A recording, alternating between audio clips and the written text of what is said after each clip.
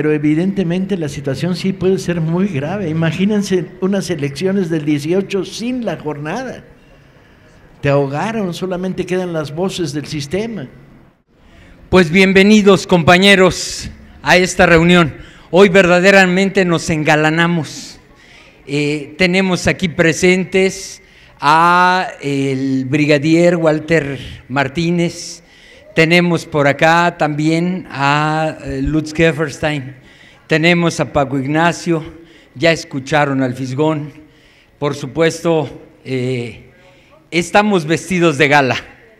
Bienvenidos a esta reunión, una reunión más cada sábado, únicamente interrumpida por un intento de boicot que no fructificó afortunadamente. Podemos, este es un espacio de diálogo y de ninguna manera aceptaremos provocaciones. Bienvenidos. Y desde luego, Paco Ignacio viene a presentarnos su más reciente libro, Patria, donde nos hace la narración desde el final del gobierno de Santa Anna hasta las leyes de reforma, la guerra del 57 y todas las vicisitudes que esto acarreó para formar un país, todos los prolegómenos y la época del juarismo en el que se fraguó un país. Supongo por eso se llamará Patria, pero Paco Ignacio Taibo será quien se encargue de dilucidarlo, porque ese libro está de antojo. Bienvenidos.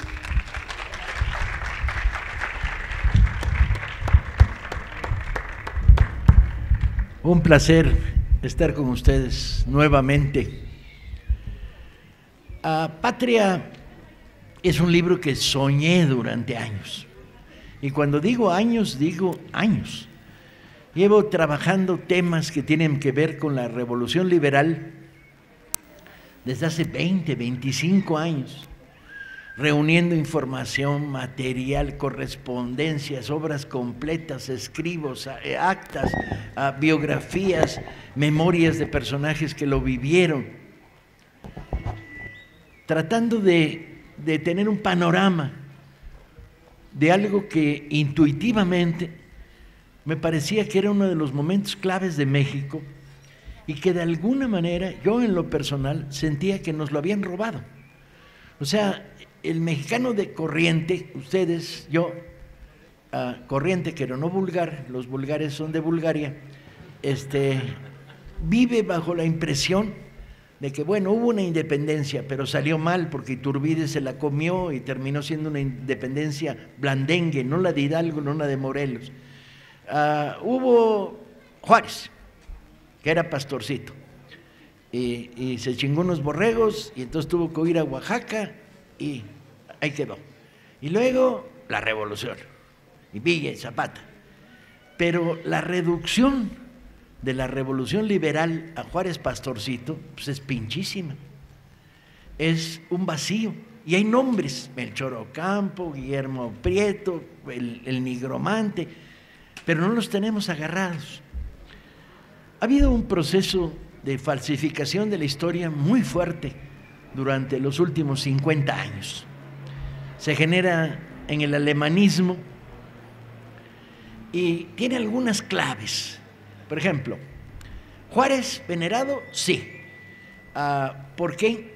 Porque el alemanismo es la transición entre los generales presidentes y los licenciados. Entonces Juárez es la representación de los licenciados.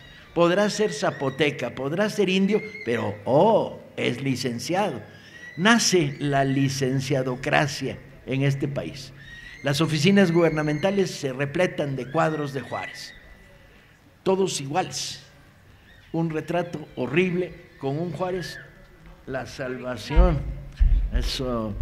Un retrato horrible de un Juárez tieso, que parece más el mayordomo de Palacio que el presidente. No tiene cuello, nunca sonríe, en ninguna foto Juárez sonríe. Y estos retratos van a dar a la parte de atrás de todo la estructura, la nomenclatura priista. No hay ministro que no tenga su Juárez a la espalda. Pero un observador atento como un servidor ha descubierto que el Juárez moreno se está volviendo verdoso. Ha pasado de tono oliváceo de indígena zapoteca a un verde pinche. La pregunta, consultada a una restauradora de Lina, me dijo: Paco, no vengas con pendejadas, hombre, tú siempre metiéndole literatura. Se llama degradación de los pigmentos. O sea, el tono se va degradando por el paso del tiempo, la temperatura, bla, bla, bla, y va adquiriendo ese tono verde horrible de Juárez marciano. Y yo dije, ni madre, aquí hay una explicación científica, que es Juárez colocado a espalda de ministros de educación, de salud, de energía, viendo cómo meten la pinche mano en el cajón un día sí y un día no, cómo firman cheques falsos, cómo ordenan represiones, pues Juárez va enverdeciendo del pinche coraje. Mi amiga dijo, esa no es una explicación, y yo dije, no, pero es chingoncísima, ¿verdad? Es mucho mejor, ¿verdad? Y me puse a buscar a Juárez. Al principio sabía que no quería hacer una biografía de Juárez, no quería una biografía de caudillo, quería rescatar la generación, esos militantes que hicieron la reforma, esos cuadros dirigentes. Intuía que ya había material riquísimo y sabrosísimo. Y en principio, pues Juárez. ¿Robó los borreguitos? Sí, se los chingó. Y además también se chingó unos elotes. Y él y su amigo Adalberto, Edilberto, tuvieron que salir huyendo a Oaxaca. Y terminó de sirviente. Y no hablaba español, no hablaba español. Y la suya tiene que trabajar, intenta ser cura, porque en esos momentos la única manera de salir de una sociedad muy marcada en términos de clases y de razas, pues era el ejército o el curato, ¿no? Y va logrando y se hace una carrera y tú dices, pero entro al Juárez de la época de la Reforma y descubro cosas, como por ejemplo, Juárez cruzaba, siendo presidente, el Zócalo de la Ciudad de México caminando y sin escolta. Y digo, ay güey, esto es otra cosa. Vivo en el mismo país que ustedes, vivo en un país donde el gobernador más pendejo de este país tiene 17 guaruras con escopetas y ametralladoras, 15 cargaportafolios y 13 lamehuevos y 2 helicópteros volando arriba. Esta imagen de Juárez cruzando el Zócalo sin escolta me parecía reveladora de otra manera de hacer política. Pero cuando entro a Juárez de cabeza y me enfrento a la estatua, el bronce, los retratos, a la simplificación, Juárez reducido a una frase que parece que la dijo 30 veces en su vida y no es cierto, la dirá después de haber ordenado el fusilamiento de Maximiliano. Encuentro un Juárez diferente, por ejemplo, dotado de una sorprendente humildad. En un banquete decide de repente ponerse la servilleta y servir a sus invitados. Esta idea del presidente que se cuelga una servilleta del brazo está en Veracruz, sitiado por los conservadores. Está en la cocina. Hay una negra jarocha en la cocina, que es la cocinera. La presidencia de la República está en Veracruz, el Palacio Presidencial y las habitaciones donde duermen Prieto, Juárez, Lerdo de Tejada están ahí mismo. La negra de la cocina ve a Juárez en la mañana y le dice, indio patarrajada, sácate de mi cocina. Y Juárez dice, perdón, y se va. Al rato la negra ve a la mesa del comedor presidiéndola Juárez. ¿Y ese quién es? Pues es el presidente. No. Y Juárez se sonríe y le dice, bueno, a veces uno es presidente, a veces es cocinera, no pasa nada. Esta humildad de tono me resultaba profundamente atractiva. ¿Me entienden, no? Ustedes son mexicanos de estos tiempos y este tono, este estilo juarista que inunda toda su generación. Santos Degollado, el gran jefe de los ejércitos de la Reforma, en la noche le cosía el uniforme a sus oficiales. Venga acá, Montesinos, la lanzada que le metieron ayer, déjenme remendarle la guerrera. tiene una manera de entender el mundo en estas pequeñas anécdotas. Y voy siguiendo a Juárez, y lo sigo en la resistencia contra los franceses, la huida hacia el norte, a Chihuahua, llega a Chihuahua, y las damas progresistas de Chihuahua lo invitan a un baile. Prieto actúa de intermediario, Guillermo Prieto, y les dice: perdonen, pero el señor presidente declina la invitación. Y las damas se enchilan: pues, ¿cómo? Sabemos que le gusta bailar, señor presidente no va a aceptar. Y Prieto confiesa: señor presidente, hace 6 meses que no cobra salario y tiene un hoyo de este tamaño en cada una de las suelas de sus zapatos. Y las damas progresistas de Chihuahua, que además de progresistas son de Chihuahua, ¿cómo chingados van a dejar pasar eso? Le compran unas botas a Juárez.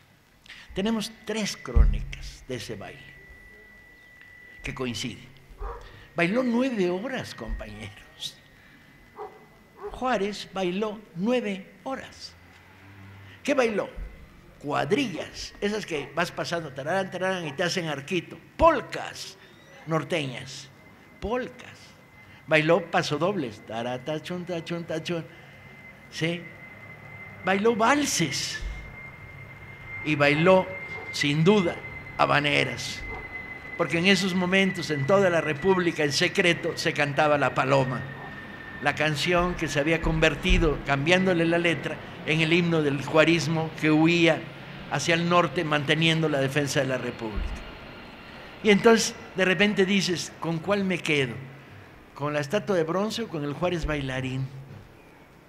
Y esta posibilidad de ver de otra manera la historia me iba a permitir escribir un libro como este. Empieza con la caída de la dictadura de Santana. Santana es el ridículo, es todo lo contrario. Es un hombre que dirige generales que gastan más en su uniforme. Alguien se desconectó. Gastan más en su uniforme que en la comida de la tropa que mandan. No es posible. Son los hombres que perdieron la guerra contra los Estados Unidos, que perdieron la guerra de Texas, que perdieron medio país.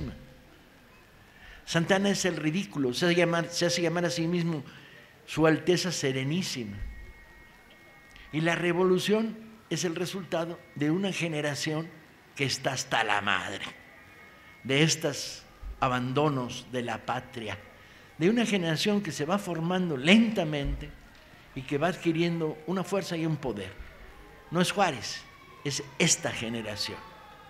Exiliados políticos en los Estados Unidos como Melchor Ocampo o Mata, ¿sí? Rebeldes metidos en un pueblo en Veracruz bajo vigilancia policíaca como el mejor poeta de la época y gran historiador Guillermo Prieto, encarcelados como Francisco Zarco o Ignacio Ramírez el Nigromante. Poetas, escritores, excelentes oradores, ¿no?, que van forjando una manera de decir hasta acá. Y la revolución de Ayutla combina una revolución en Guerrero con toda esta disidencia hasta acercar a Santana, que hace como siempre militarmente el ridículo y obligarlo a desterrarse por el camino de Veracruz. Y las masas de la Ciudad de México, de las que me siento orgulloso descendiente, yo y todos ustedes, agarramos la pinche pata de Santana y la arrastramos por las calles para que se eduque, ¿sí?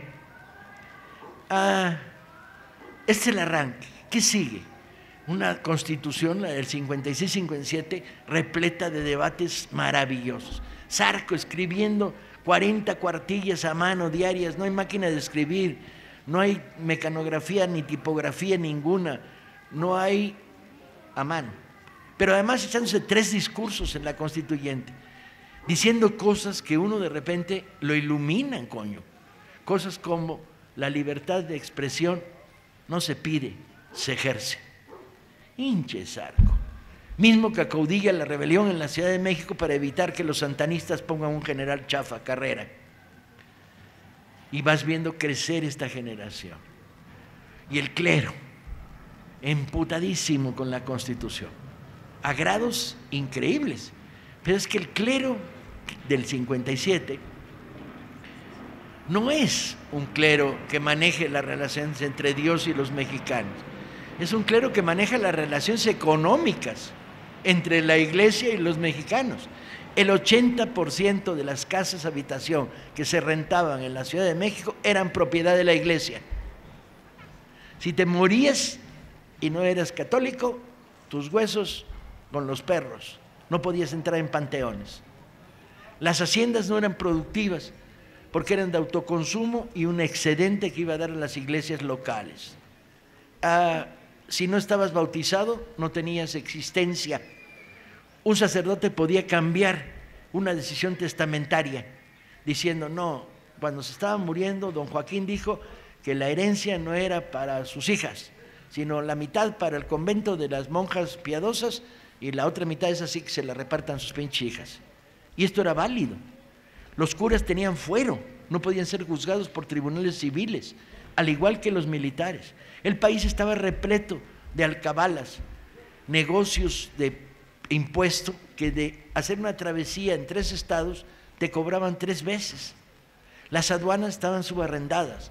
El país estaba en manos de banqueros agiotistas, siniestros, que prestaban a altos intereses y que organizaban fraudes monumentales. Contra eso se revela la reforma. Y la respuesta de la iglesia es cabrón. La iglesia manda llamar homilía en todas las iglesias del país diciendo que el empleado público que firme la Constitución, que era una obligación, ¿bajo qué ley vas a trabajar?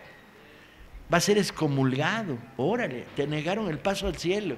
Y a los moribundos, si no renuncian a la excomunión, a la Constitución, no van a ser absueltos. Y detrás de eso, Monseñor Pelagio de la Bastida, arzobispo de Puebla, el obispo Mújica, rebeliones continuas del ejército financiado con fondos eclesiásticos, golpe de Estado de Comonfort que se rebela contra la propia Constitución que emitió como presidente, golpe dentro del golpe. Y Juárez, casualmente, en esos momentos, ministro de la Suprema Corte, se vuelve presidente ante el autogolpe de Estado de Comonfort. Y huye de la Ciudad de México. Se salva de milagro. Y en Querétaro se reorganizan los estados democráticos contra la contrarrevolución y se produce la Guerra de los 3 años, una guerra terrible. Juárez huye al noroeste, está a punto de morir en Jalisco, Guillermo Prieto lo salva en aquel famoso discurso cuando van a fusilarlo de los valientes no asesinan, que Prieto años después diría quién chingado sabe qué dije, porque estaba tan emocionado que se me fue. El caso es que bajan el fusil, Juárez se salva, huye de Guadalajara, Nayarit, por el canal de Panamá, Veracruz, y ahí el reducto liberal, que vengan y entren. Y los conservadores nombran presidente a Miramón, un joven caudillo salido del colegio militar, formó parte de lo que hoy conocemos como los niños héroes, súper reaccionario y mucho, ¿sí? Bastante orgulloso y engreído, que dirige junto con Leonardo Márquez la guerra contra los liberales. Y se producen momentos claves. En una aproximación de los liberales, toman Tacubaya y Márquez ordena el fusilamiento de todos los que capturen. Entre ellos se fusila a media docena de jóvenes médicos que están atendiendo por igual a los heridos de los dos bandos. Ahí muere Díaz Covarrubias, gran novelista, futuro poeta, futura gloria de las letras, al que asesinan a una edad muy temprana. Márquez, el tigre de Tacubaya, la figura más sangrienta de la contrarrevolución. Guerra de los 3 años. Finalmente, el norte se moviliza, se juntan los ejércitos, Santos degollado, por un lado, por otro lado, los norteños de Soazúa y de Escobedo. Batalla de Silao, triunfo de Guadalajara, batalla de Calpulalpan, se chingaron los conservadores. Triunfo. México vuelve a la democracia. Juárez, presidente, regresa a la Ciudad de México. En 3 meses asesinan a Leandro Valle, a Melchor Ocampo y a Santos degollado, las gavillas de los conservadores. No hay momento de tranquilidad. Melchor Ocampo es la figura, es el ideólogo de la izquierda más fuerte, mucho más que Juárez, ¿sí? Yo tenía con Melchor Ocampo una relación perversa. Como me casé erróneamente una vez en mi vida y me leyeron la pinche epístola de Melchor Ocampo, yo a Melchor no lo quería y que me pongo a estudiarlo. Fascinante, pensador hipercrítico, hombre universal, hombre del Renacimiento, con una historia familiar complicadísima, hijo ilegítimo de una millonaria de una hacienda de Michoacán, probablemente hijo de un cura o de otro cura o de quién chingado sabe quién, hereda la hacienda, se va a Europa, víctima de mal de amores. ¿Y en Europa qué hace? Todo. Estudia los puentes de los ríos para ver cómo resisten las crecidas de agua. Estudia cómo fabricar mostaza. Estudia los sanatorios psiquiátricos que empiezan a crecer en Francia. Estudia las virtudes de los dulces hechos con almendra, que él considera que es mejor el cacahuate. Ahí le cagó Melchor Ocampo, pero bueno. Estudia todo, todo le interesa, todo le atrae. Es un hombre de una cultura inmensa. Estudia los terremotos, los volcanes, desde Europa estudiando los volcanes, y desde luego estudia la Revolución Francesa. Y entre otras cosas, pues recorre como turista Europa, y en una iglesia en Reims, creo que era, el sacerdote que lo va guiando le dice: don Melchor, aquí tenemos una reliquia muy importante que es muy milagrosa. Y Melchor sonríe y le muestra una ampolleta. Le dice: se trata de leche de la Virgen María. Y Melchor, que pues es liberal, ni pedo, le contesta: ¿y quién se la sacó?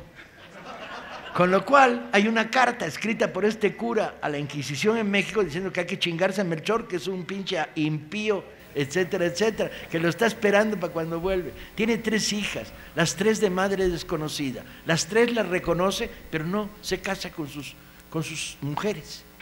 Está repitiendo su propia historia. Orador fascinante, fascinante. Cuando Melchor toma la palabra en la tribuna, México tiembla, ¿sí?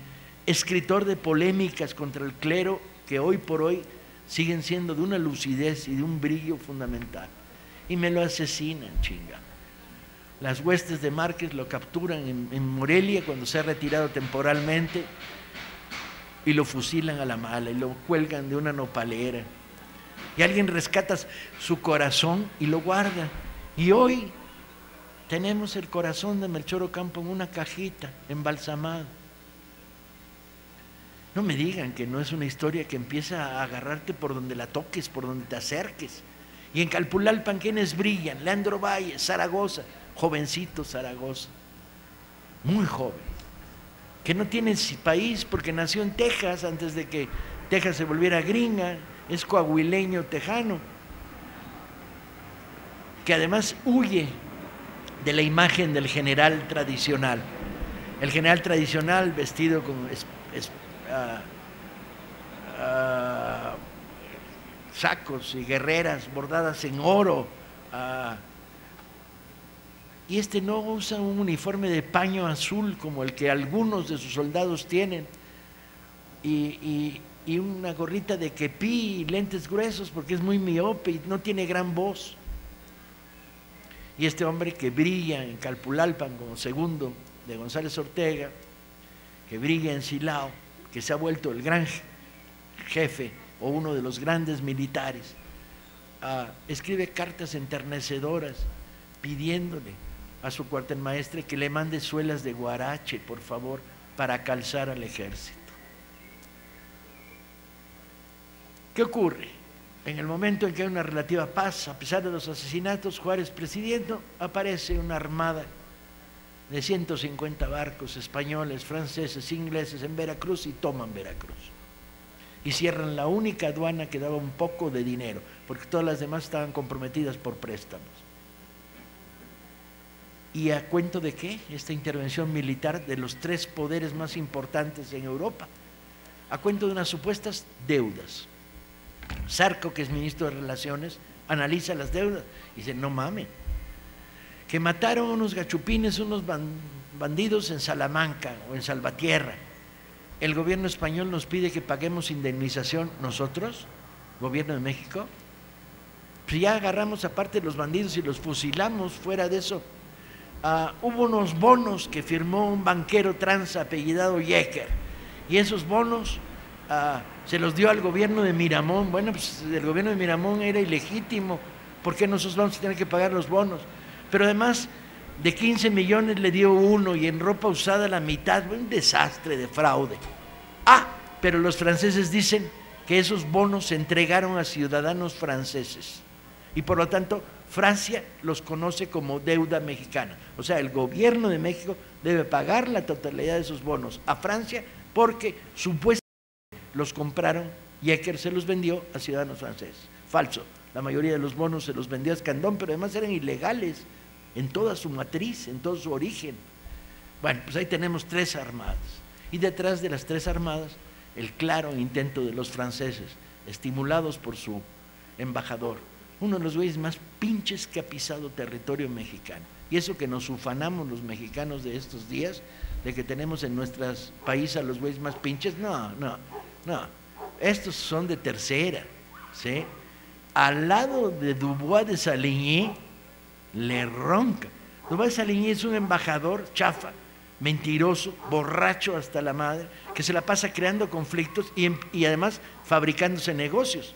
Pacta con Morny, el hermano de Napoleón III, el medio hermano, pacta que una parte del cobro de los bonos Jäger se lo queda a él. Está metido en 20 negocios sucios, en conflictos continuos contra el gobierno mexicano, llamando a la intervención a los españoles en cartas dirigidas a la corona española en La Habana. Y se produce la intervención. Y los franceses combaten contra los mexicanos en Aculcingo, perdemos la primera batalla por una serie de errores tácticos, repliega hacia Puebla. Zaragoza, que ha bajado de grado. ¿Cuándo se ha visto que un general renuncia a ser ministro de la guerra para ser ministro de ejércitos, para ser general de ejércitos, para ser general de un ejército? La División de Oriente, que además está hecha pomada. Acaban de tener un accidente donde se les voló un cuartel general con dinamita. La brigada de Oaxaca está reducida a la 1/3 parte, murieron todos. Hay enorme mayoría de soldados de leva. Los batallones de la Sierra de Puebla están descalzos y no tienen rifles. Y ahí vienen los franceses. ¿Y es el mejor ejército del mundo? Los 5,000 hombres que trae Lorenzés. Porque eso se nos ha dicho. Yo dije, no, esto es mentira, esto es historia de bronce. Ni madre, son el mejor ejército del mundo. Bien entrenados, gran experiencia combativa, victorias en Argelia, en Italia, en la guerra de Crimea, con excelentes mandos salidos de academias militares, con una superioridad inmensa en materia de armamento, ¿sí? Y avanzan hacia Puebla. Zaragoza tiene 24 horas, reúne a sus generales, les dice, aquí nos vamos a morir, pero hay que morirse aquí, porque si no nos morimos aquí, este país cayó en la miseria y el desastre, y se repite la negra experiencia de la guerra del 46-47. El país destruido, vencido, ¿no? Sin moral. Entonces aquí nos vamos a morir, dice el jovencito Zaragoza a sus generales. Y Berriozábal y Negrete, que es muy particular Negrete porque es conservador, es católico mocho, pero en la hora de la intervención francesa dice no, la patria es primero, ¿sí? Y el joven Porfirio Díaz, en su época de comandante liberal, y la guerrilla de Solís y los artilleros jarochos, dicen aquí nos vamos a morir. Amanece el 5 de mayo. Ha tenido tiempo Zaragoza para levantar 2 pinches trincheritas en los fuertitos de Loreto y Guadalupe, tiende su línea Loreto, Guadalupe y una línea ondulada, ¿no? Que termina con las caballerías chinacas. A chinacas es el nombre que se dan los guerrilleros irregulares. Todavía no sale el sol, hace frío, el aire está cargado de humedad, va a llover en algún momento, y Zaragoza recorre la línea montado en un caballo gris, con su capote gris y una gorrita de quepí. Y lo sé, el caballo era gris, chinga. Me tomó una semana encontrar todos los testimonios que cuentan qué hizo Zaragoza. Recorre la línea y pronuncia, según todos estos testimonios, el mismo discurso. que es soldados del ejército de Oriente. Tenemos enfrente al mejor ejército del mundo. ¿Estás loco, pinche Ignacio? ¿Cómo le dices a los pelados que tienes ahí, mal armados, descalzos, que tienen enfrente al mejor ejército del mundo? Esas cosas no se dicen, hombre. Y termina su frase diciendo, pero nosotros somos los mejores hijos de México. Agárrese, agárrese, porque además la frase se repite, tiene una línea de 8 en fondo, y entonces la primera línea escucha, tenemos enfrente al mejor ejército del mundo, pero nosotros somos los mejores hijos de México. Y esto se va repitiendo, no tiene gran voz, tiene que repetirlo muchas veces. Pero además imagínenselo, porque para eso sirve ser escritor, para ver la realidad en profundidad, no en apariencia, salirte de los lugares comunes. El de la tercera fila no oye una chingada, y entonces le toca, ¿y qué dijo? Que esos güeyes son los mejores, pero aquí nosotros los mejores hijos de México. Y esto se va convirtiendo en un coro, 5,000 combatientes repitiendo, tenemos enfrente al mejor ejército del mundo, pero nosotros somos los mejores hijos de México. Y al día siguiente, que ganan la pinche batalla. ¡Ay, güey! ¡Milagro! ¡Milagro laico! Les sale bien por la prepotencia de Lorenzés, que entra de frente en lugar de ondular el ataque y atacar por el sur de Puebla. Y pierde. Y en la tercera carga de los Suavos hay un artillero jarocho que, como no puede disparar el cañón hacia abajo, agarra la bala del cañón y le rompe la madre a un Suavo a cañonazo de mano, o yo no sé cómo llamarlo, esa técnica. ¿Por qué sé que es jarocho? Porque dije, esto no me lo creo. Esto es historia de bronce, es demagogia, es la historia para niños que nos han contado. Ni madres, esto no es cierto. Este artillero y surge de un grabado de Constantino Escalante, y le sigo la huella. Constantino no estuvo en Puebla. Pero sí estuvo su amigo Mateos, y sí estuvo su amigo, y se la contaron, y encuentro hasta el nombre del soldado jarocho. Chinga, la historia es cierta, porque a los soldados artilleros jarochos no había rifles, entonces les quitaron sus fusiles y se los dieron a una parte del batallón del Estado de México, al batallón de Morelia, y se quedaron con el cañón y punto. Y entonces en determinado momento, sacarracas, y tiene nombre, el artillero jarocho. ¿Qué tienes enfrente? Tienes una historia apasionante, probablemente la mejor novela de aventuras del siglo XIX. Tienes una historia de orgullo, de honor, donde se recuperan palabras perdidas como patria, ¿sí? Cuando decidí escribir el libro, decidí llamarlo Patria. Y me dijeron, no, pinche Paco, estás loco, no vas a vender un solo ejemplar con ese pinche título, un título de una palabra desgastada por la demagogia, el abuso del poder, el vacío. Y yo dije, verán, si chingados no, van a ver, se va a llamar Patria. Y se llamó Patria. Decidí armarlo de la siguiente manera. La historia narrativa cronológica, siguiendo combates, debates políticos, situaciones económicas, un montón de anécdotas sueltas que no me quería perder por ningún motivo, como el duelo de un capitán del ejército mexicano contra un rico gachupín en la Ciudad de México, como la historia de los amores de Melchor, y una serie de biografías de personajes que van entrando en el momento en que ocupan el centro de la escena. Y ahí decidí narrar a esta generación de liberales. Y cuando decidí estas microbiografías, que no quería que fueran como de estampitas, sino muy vivas, muy calientes, decidí escribirlas en segunda persona. O sea, Guillermo, haces esto, dejas de hacer lo otro, caminas para aquí, vas para allá. Porque le quería hablar de tú a Juárez, chinga. Le quería hablar de tú a Guillermo Prieto.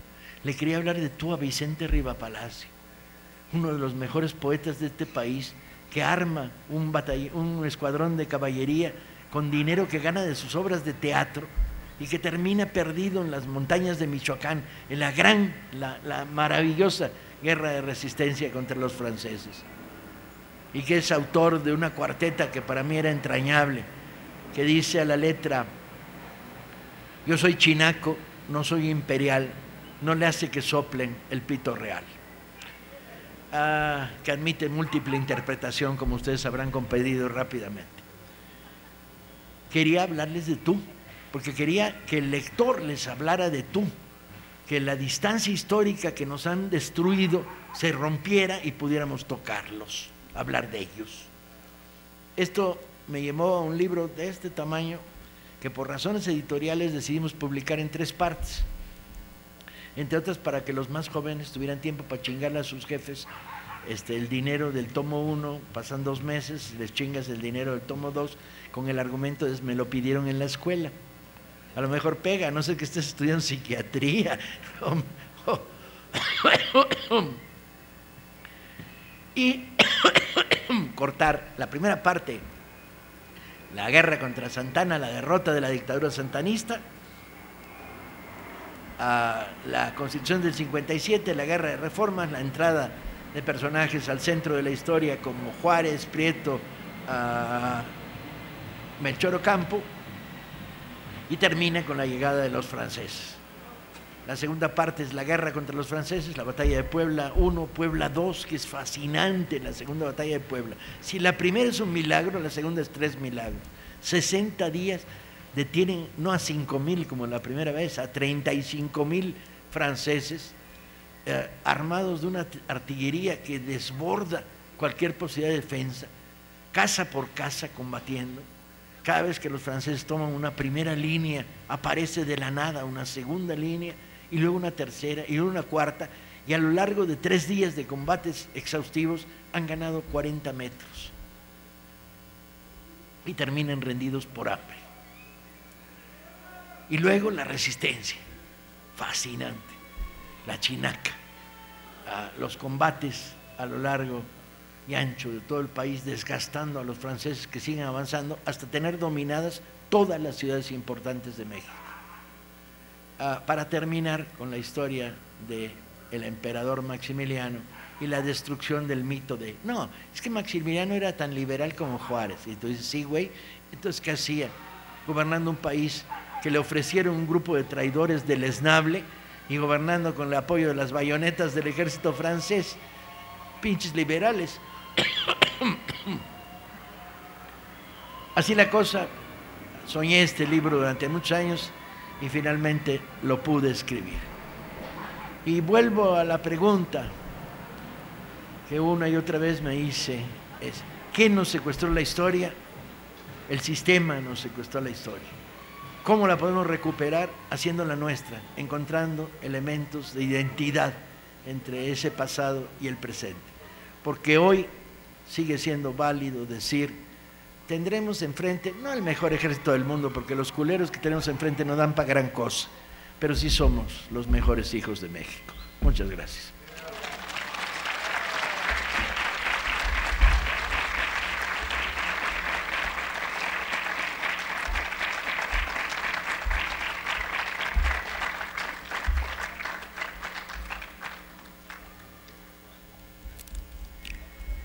Gracias.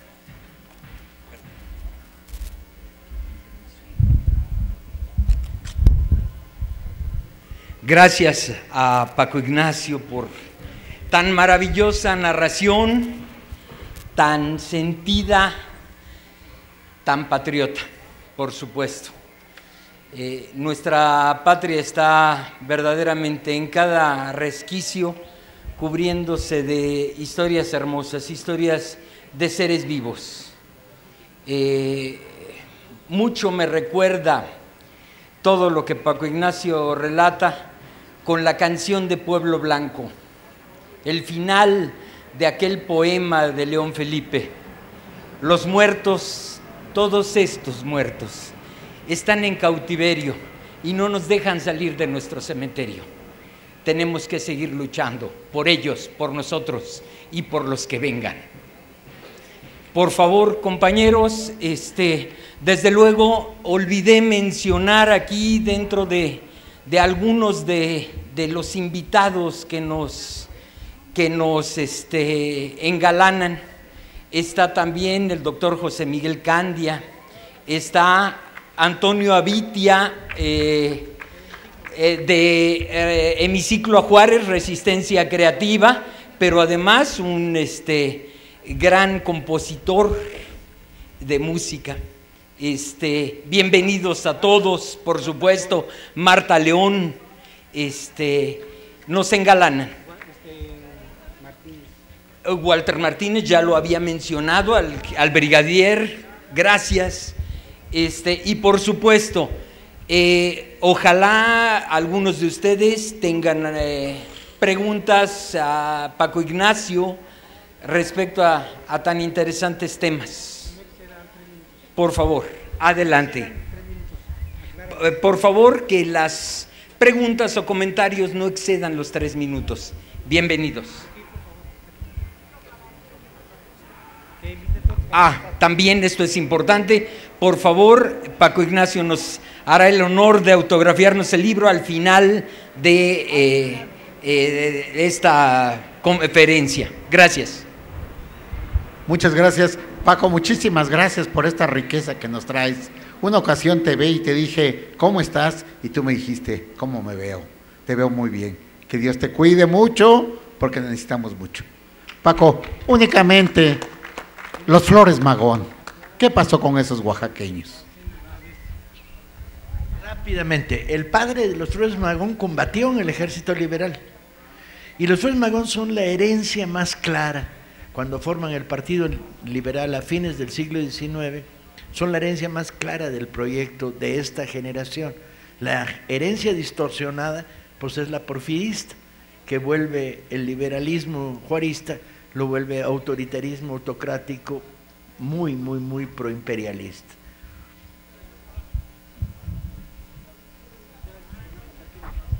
Por favor, quienes vayan a hacer preguntas o comentarios, si gustan pasar aquí al frente. Gracias. Híjole, pues, como siempre, señorón, conociéndote, el plan es con maña.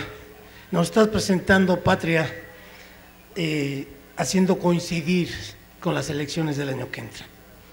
Nos estás preparando para que, conociendo más lo que ha sucedido, vayamos en serio para el año que entra. Muchas gracias por eso, Paco. Muchas gracias por eso, Paco.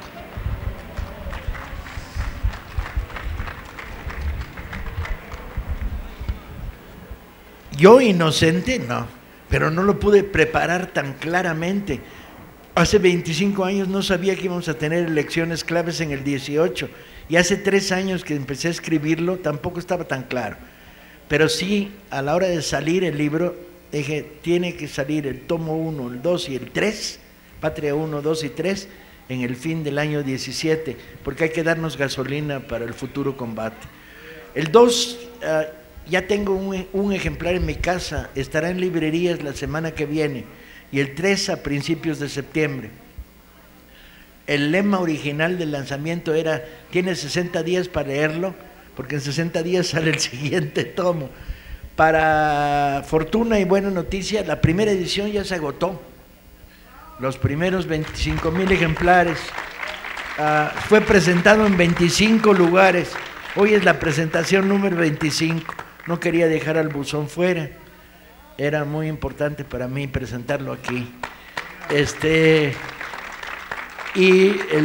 Las presentaciones del 12 empezarán dentro de un par de semanas o cosa por el estilo. Y yo creo que abre un debate. Ya me dirán ustedes cuando lo hayan leído y podremos conversarlo más a fondo, si funciona o no funciona la estructura narrativa. Sospecho que sí, de un estudiante inteligente secundario. Hay un problema, el precio, pero no lo controlo. Cuando la brigada pueda, va a comprar grandes cantidades a precio subsidiado, pero hoy la ley del libro, que es una mierda, nos impide bajar el precio. Pero bueno, ni modales, como hacemos con todos los libros que la Brigada para Leer en Libertad vende. Lo lamento, no era de mi atractivo que el libro costara lo que cuesta, aunque no está mal, porque un libro del mismo tamaño y en las librerías está arriba de 300 pesos y este está en 268.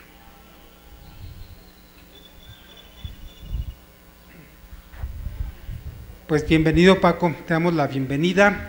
Y hoy en nuestra reunión número 505, llevamos 505 sábados aquí en este parque, ya casi 11 años, los invitamos para que continúen apoyándonos en esta gran acción que es mantenernos en este parque.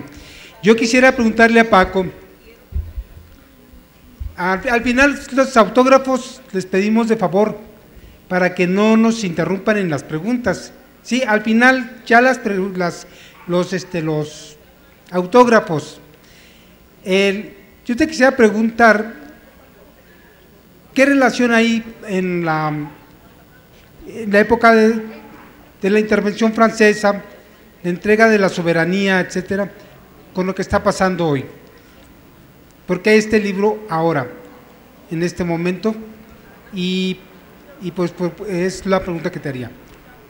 ¿Alguien quiere pasar a hacer preguntas? Sí, yo creo que la actualidad de un libro como este es doble. Por un lado, recuperar historia. O sea, necesitamos volver a hacer la historia de México nuestra, de los ciudadanos, no del libro de texto gratuito, no del homenaje pinchísimo, no de la placa de calle. Memoria e identidad. Y el segundo problema es el ejemplo de la Revolución Liberal, es absolutamente vigente. Honestidad, patriotismo, entrega, voluntad de sacrificio, humildad en el ejercicio del poder. No es casual, los gabinetes de los 50 ministros que Juárez tuvo a lo largo de todo este periodo, todos murieron pobres. ¿Cómo puedes mirar el presente y decir esto en voz alta? Prieto, cuando lo entierran, 2 veces ministro de Hacienda, le faltaban botones en el saco, no tenían dinero para enterrarlo. Lo mismo el nigromante. Hay momentos en su vida en que tiene que ponerse uno de los mejores narradores y poetas del país, no acepta cargos públicos, tiene que construir jaulas para pájaros, para unos pajareros amigos suyos. Vivo el ejemplo. Queremos una república de servidores del pueblo, no que se sirvan del pueblo. Un mensaje, un libro, una historia como esta, puesta enfrente del peñanietismo o el panismo piñata, ¿no? Los insulta. Les dice, así no es. Y además hay un mensaje oculto cuando te dicen, no, los mexicanos son agachones, 14 años de lucha continua, ¿sí?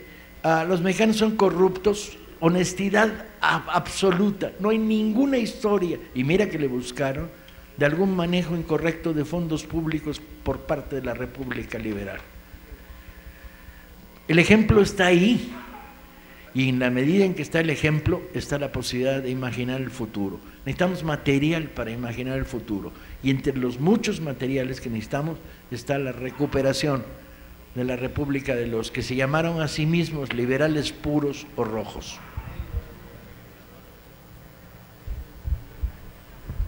Sí, 2 comentarios nada más, Paco. Cuando el Ejército de Oriente se empezó a concentrar para llegar a Puebla, pasó parte de la tropa a San Andrés Chachicomula, que es hoy Ciudad Cerdán, donde se registró una explosión que todavía no se sabe cómo fue ocasionada, en donde perecieron alrededor de 1.200 soldados, 400 cocineras. Fue una explosión desafortunada, terrible, en San Andrés Chachicomula. Eso parece coadyuvó a que se restara un poco el número de soldados combatientes en el Ejército de Oriente, de tal manera que es posible que esos 1.000 y tantos soldados que perecieron en la explosión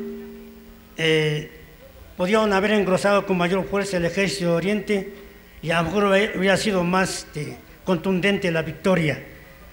Ese sería un primer comentario. El segundo, el año siguiente, en 1863, cuando regresó el ejército francés con 28,000 soldados, la batalla de San Lorenzo fue terrible. San Lorenzo es un pueblo que está situado, o estaba en aquel tiempo, donde está hoy la Volkswagen en Puebla. Y esa batalla fue palmo a palmo, sangrienta, como lo ha dicho aquí Paco, que culminó en el fuerte de San Carlos en Puebla, que también resistió heroicamente a los franceses. Son algunos detalles, pues, de la historia. Sí, en el tomo 2 se cuenta con un enorme detalle y minucia la primera y la segunda batalla de Puebla y la derrota de San Lorenzo, que es clave. Puebla estaba sitiada por los franceses, defendida la ciudad por el ejército, el nuevo ejército de Oriente que dirigía González Ortega. Y afuera estaba el ejército del centro, que comandaba Comonfort, que cometió errores tácticos imperdonables y perdió una batalla clave en San Lorenzo, dejando sin posibilidad de apoyo a los poblanos. Una historia militarmente complicada y larga de contar, pero que cierra la puerta. Son los momentos en los cuales, derrotada por segunda vez Puebla, quedan cerca de 1 millar de altos mandos de los ejércitos mexicanos presos de los franceses, y la mitad de ellos, a lo largo de los siguientes 4 días, se fuga y regresan a la Ciudad de México para ponerse a las órdenes de la presidencia y organizar lo que sería la guerra de guerrillas.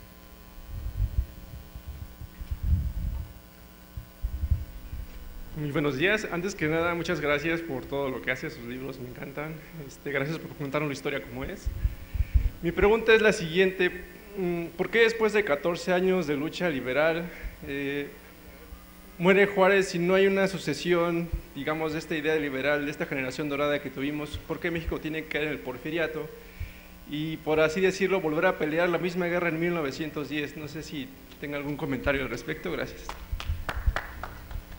La historia no es recta, es angulosa, va y vuelve. El desgaste que había vivido México en la República Liberal es tremendo. El país estaba destruido, había perdido además a 1/3 de sus cuadros por muerte. En ese desgaste, a la muerte de Juárez, se produce un breve lapso de gobierno de Lerdo de Tejada y empieza a crecer la opción militar de Porfirio Díaz. Y con eso la regresión. Porfirio, ¿en qué se ampara básicamente? En la necesidad de la paz. Y lo que vende es desarrollo económico y paz. ¿Qué tipo de desarrollo económico? Muy subyugado a los intereses extranjeros. ¿Y qué tipo de paz? Una paz de corte autoritario que va consolidando poco a poco una estructura de dictadura. Algunos de los caudillos liberales de época, de segunda fila, terminan convirtiéndose en caciques de regiones de México: Chihuahua, Terrazas, Sonora, Pesqueira, y se va armando una nueva estructura de gran hacienda porfiriana, producto de la distribución de la ley Lerdo, ¿no? Vinculada con intereses económicos con los Estados Unidos, vinculada con el llamado a la paz de Porfirio y al desarrollo, que va generando desde adentro una estructura autoritaria. Hay una regresión brutal que va a generar los elementos de la Revolución de 10. Cuando se piensa, y los escritores conservadores lo dicen, que el heredero de Juárez es Porfirio, que el heredero del liberalismo es el porfirismo, falso. El heredero del liberalismo es el magonismo. El heredero traidor del juarismo es Porfirio. Ay, ahora está de moda ensalzar a Porfirio Díaz. Dejen que me los pongan enfrente algunos de los historiadores pichurris de la derecha y van a aprender lo que es jugar a la lotería sin tener billete. ¿Sí? Martín Moreno, Catón, Zunzunegui, toda esa pinche runfla de neoconservadores. Acabo de ver que al pasar en el carro no me pude fijar, regresaba de presentar Patria en Guerrero, pero hay una exposición sobre el imperio de Maximiliano en el castillo de Chapultepec. No mames. ¿Por qué no una sobre González Ortega y la heroica defensa de Puebla? ¿Qué está pasando? Bueno, lo que está pasando es lo que está pasando. El heredero de Porfirio está en Los Pinos, chinga. No hay ninguna pinche duda. Los herederos de Maximiliano están en Palacio Nacional. Hay una regresión política muy profunda y al mismo tiempo una batalla por la historia. Por eso se vuelve a veces tan importante algo que podía parecer intrascendente, que es el debate sobre la historia. De repente me dicen, ¿qué andas ahí? Mejor dedícate al meeting. Y digo, no, meeting me echo diario. Pero ¿qué tipo de meeting? Dando contenidos y dando esta batalla por la recuperación de la historia. Gracias. Tengo una pregunta para Paco, pero antes viene nuestra sección de comentarios en corto. Por ahí nos harán favor algunos compañeros de pasar el bote de la cooperación. Como bien lo saben, no nos mantenemos más que gracias a sus aportaciones. En segundo lugar, para no romper precisamente con esta secuencia histórica, el próximo sábado 8 de julio, se va a presentar otro historiador, Francisco Estrada, con el tema de los orígenes del liberalismo mexicano y la formación del Estado moderno. Y mi pregunta para Paco Ignacio es en torno a los antihéroes. Se habla mucho de una hegemonía cultural que nunca ha terminado de hacer mal su labor. En este caso, ¿qué papel jugó Antonio Pelagio de la Bastida y Dávalos con sus excomuniones o amenazas de ellas a todo aquel que protegiera a algún soldado mexicano o bien que agrediera a algún soldado francés? Ojalá nos puedas abundar en ello, Paco Ignacio. Pelagio de la Bastida, el arzobispo traidor, terminó la primera etapa de la historia que estamos contando siendo miembro de la regencia, o sea, el gobierno bajo protección de las bayonetas francesas que esperaba la llegada del emperador, junto con el traidor Almonte y el baboso del general Salas, que era una figura de caricatura. A ese grado llegó el poder del clero en toda esta etapa. Se salvó de milagro. Lo hubiera agarrado Juárez, lo hubiéramos fusilado a tiempo al pinche Pelagio por traidor, pero no se peló. Y Juárez ya no quería enturbiar más el conflicto con el Vaticano. Murió en tranquilidad. Por cierto, tranquilidad que no tengo, porque hay un recado ahí que dice, la naturaleza es armonía. No mames, come frutas, come verduras. Yo necesito uno abajo que diga, come chicharrón en salsa verde, que está toda madre. Está poniéndome nervioso esos mensajes que me mandan al inconsciente, ¿no? Doc.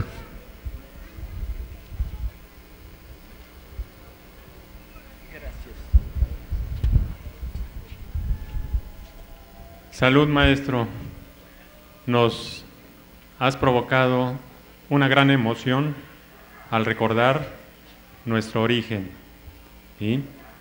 Creo que hay que reconocer el apotegma juarista entre los individuos como entre las naciones. El respeto al derecho ajeno es la paz. En estos momentos, nuestro derecho a elegir a nuestros gobernantes está cancelado. Lo acabamos de ver en el Estado de México. Yo quisiera, pues dentro del recordatorio de los bronces que dice el maestro Paco Ignacio, es la anécdota en la que el indio de Oaxaca va a buscar a un funcionario a su domicilio, creo que en Oaxaca, y le abre la puerta una sirvienta, una secretaria, y le pregunta qué se le ofrecía, y dice, quiero ver al señor licenciado, soy el presidente Benito Juárez. Y la mujer lo vio así por su biotipo mexicano, zapoteco, creo que zapoteco, ¿no? Y le dice, pues ni que fuera usted non pelustra, ni que fuera usted non pelustra, ahorita le hablo al licenciado. Y entonces regresa, lo hace pasar, atiende el asunto y le dice con pues, su humildad, paisana, no se dice non pelustra, se dice ni que fuera non plus ultra. Y a continuación le regaló una moneda de plata a la secretaria. Entonces, pues fue un regreso, nos llevó a un viaje al siglo XIX, y yo preguntaría nada más en el futuro que viene, que se va a dar una gran batalla, como se presagia. ¿Cuál fue el papel de un grupo indígena de los Zacapuastlas que, según nos han informado, según nos enseñaron, tuvieron un papel importante en el triunfo de las armas nacionales en la epopeya de Puebla? Gracias. Ese es uno de los mitos que el libro destruye. Los Zacapuastlas no dieron la carga de infantería que respondió a la tercer ataque de los suavos al centro de la línea mexicana, entre otras cosas porque no había Zacapuastlas. La historia ha sido distorsionada de una manera muy cruel. La historia real es que el segundo batallón de voluntarios de la Sierra de Puebla estaba formado por ciudadanos y nativos de Tetela de Ocampo y dirigido por uno de los famosos Juanes. Por encima de ellos el general Negrete, que es el que da la orden de la carga con un grito verdaderamente extraño, que se sube a la trinchera, el chiquito Negrete, y dice: y ahora en el nombre de Dios, primero nosotros. Y luego segundo, ¿quiénes? ¿O cómo está esto? Y se lanza. Y tras él, el segundo batallón de la Sierra de Puebla inicia la carga que agarra a los franceses desconcertados y los obliga al repliegue que produce la derrota del 5 de mayo. Durante muchos años alguien mete la pata y en una crónica periodística hecha ese mismo día o al día siguiente se dice los heroicos Zacapuastlas, porque bajaron del cerro descalzos y machete en mano, no tenían armas, no tenían fusiles, y entonces la carga fue una carga a machete, y esto corre y se convierte en verdad histórica. Cuando estudio los estadillos, que es los nombres y composición y lugar de origen del segundo batallón de la Sierra de Puebla y del sexto, no hay Zacapuastlas, hay uno en 140, la mayoría de Xochipula, de Tetela de Ocampo. Hay por aquí poblanos que conozcan la sierra. ¿Qué ciudades quedan cerca de Tetela? Xochiapulco, la mayoría de Tetela de Ocampo y un Zacapuastla. Y entonces me pongo a estudiar el tema y resulta que Zacapuastla es una ciudad conservadora, donde los ricos gachupines comerciantes arman un batallón después, pero para servir a los imperialistas franceses. Bueno, a lo largo de los años, en el siglo fines del XIX y el XX, los heroicos Zacapuastlas se vuelven el mito del contraataque, ¿no? Y la ciudad de Zacapuastla empieza a recibir por parte del gobierno federal unas prebendas económicas. Entonces todos los 5 de mayo les mandan $1,000,000, les hacen arcos florales a la entrada del pueblo, y los de Tetela se reemputan y dicen: no fueron ellos, fuimos nosotros. Bien, cuando descubro la realidad de esta historia, me voy a Tetela de Ocampo y me recibieron con flores, me regalaron tantos pinches panes que tenía para comer toda mi cuadra, y de ramos de flores estaría como 5 coronas colgadas, parecía a Calderón en día malo, ¿no?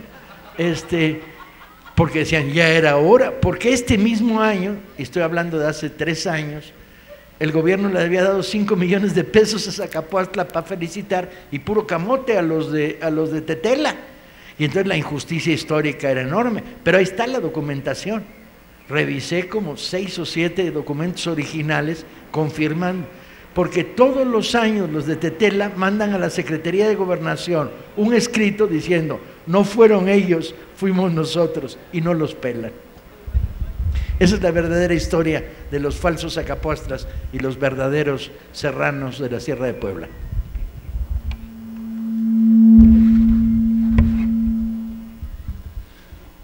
Bueno, pues muchas gracias, Paco, por compartir con nosotros todo tu conocimiento.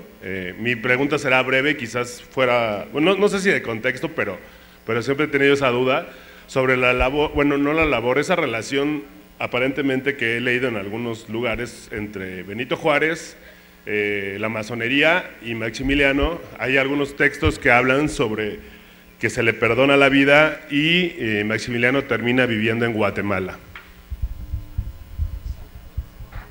Sí, la historia es falsa, la recogí en el tomo 3 porque recojo todo cuando pinche chisme ahí por el suelto, por la pura diversión de escribir un libro. A Maximiliano no le perdonaron la vida, lo fusilaron. Segundo, Maximiliano no era masón. Hay una reunión de un combatiente mexicano de origen austriaco y alemán que combate. El ejército juarista tuvo un centenar de extranjeros combatiendo, norteamericanos, españoles, algunos muy famosos, como Regules en Michoacán, como Bravo, el capitán Bravo en la toma de Guadalajara, y este alemán se entrevista con Maximiliano, le hace los signos masónicos de reconocimiento, Maximiliano no los reconoce, Maximiliano no era masón. Juárez sí había sido masón. Lo que pasa es que el papel de la masonería, que sería fundamental en la historia de México en la primera independencia, entre 21 y 35, 40, ya no es tal. Juárez formaba parte de logias masónicas, hay referencias de que formó parte de 2 diferentes, lo cual es muy raro además, pero sí hay referencias y está comprobado. La mayoría de los cuadros del liberalismo no eran masones. De esta legión de 35 personajes que estudio ya en detalle, prácticamente muy pocos de ellos eran masones. Y la historia del no fusilamiento de Maximiliano es falsa, como tantas otras, como la historia de que Juárez murió envenenado. Es bien divertida y es bien chismosa y anecdótica, pero es falsa. También cuento esa historia de la carambada y el famoso veneno que le inyectan a Juárez en una cena con una aguja en el zapato. ¿Saben qué? Hay un montón de huevones dedicados a la falsificación de la historia y trabajan como locos y uno, se ve obligado a estar desmintiendo o estudiando cosas aparentemente intrascendentes por el puro placer de rescatar las anécdotas. Y los dejo porque tengo un compromiso a las 3 y quieren que firme, sospecho. Patria estará en las librerías en una semana, el 2, y espero que nos volvamos a ver para el 3, después de septiembre.